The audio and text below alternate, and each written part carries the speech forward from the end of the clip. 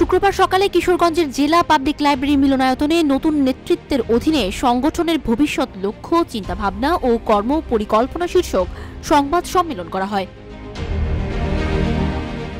এ সময় বৈষম্য বিরোধী ছাত্র আন্দোলনের কিশোরগঞ্জ জেলার আহ্বায়ক ইকরাম হোসেন বলেন, আমাদের এই কমিটির প্রধান এবং অন্যতম কাজ হচ্ছে নিহত পরিবারের পুনর্বাসন এবং তাদেরকে সরকারি বেসরকারি বিভিন্ন প্রতিষ্ঠান থেকে এবং জুলাই স্মৃতি ফাউন্ডেশনের যে অনুদান রয়েছে সেই অনুদান নিশ্চিত করা।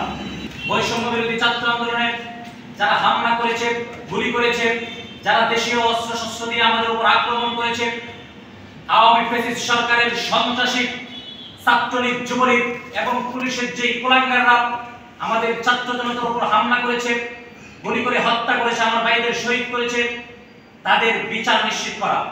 তাদের বিচার নিশ্চিত না হওয়া পর্যন্ত আমরা রাজপথে থাকব। এ সময় কমিটির সদস্য সচিব ফয়সাল প্রিন্স বলেন, ফ্যাসিস্টদের দোসরদের বিরুদ্ধে ব্যবস্থা নিতে হবে।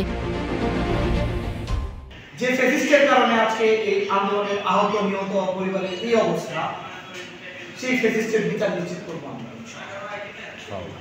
আওয়ামী ফ্যাসিস্টের বিচারের ক্ষেত্রে আমরা দেখতে পাচ্ছি সব জায়গায় প্রথমত আমরা দেখতে পাচ্ছি পুলিশ ঠিক মতো আসামি ধরতেছে না।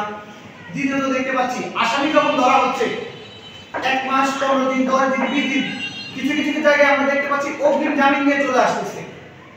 আমরা বৈষম্য বিরোধী ছাত্র আন্দোলন আপনাদের মাধ্যমে সকলকে জানিয়ে দিতে চাই, আর এগুলো চলবে না। আজকের পর থেকে আগামী রবিবার থেকে বৈষম্য বিরোধী ছাত্র আন্দোলনের অনুমতি ছাড়া আওয়ামী ফ্যাসিস্টের একটি আসামিও যদি জামিন পায়, একজন জজ একজন ম্যাজিস্ট্রেট তার চেয়ারে বসে থাকতে পারবে না। আমরা স্পষ্টভাবে জানিয়ে দিতে চাই।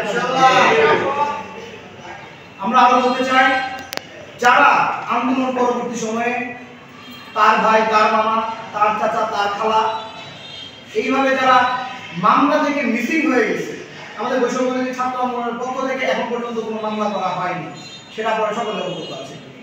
কিন্তু আমরা বৈষম্য বিরোধী ছাত্র আন্দোলন কিশোরগঞ্জ জেলা শাখা যারা আন্দোলনের সাথে ওতপ্রোতভাবে জড়িত ছিল, যাদেরকে এখন পর্যন্ত মামলার আওতায় আনা হয় নাই, আইনের আওতায় আনা হয় নাই, আমরা ইনশাআল্লাহ তাদেরকে খুব অতি সত্বর সেই সন্ত্রাসীদের, সেই ফ্যাসিস্টদের আমরা আইনের আওতায় নিয়ে আসবো ইনশাআল্লাহ।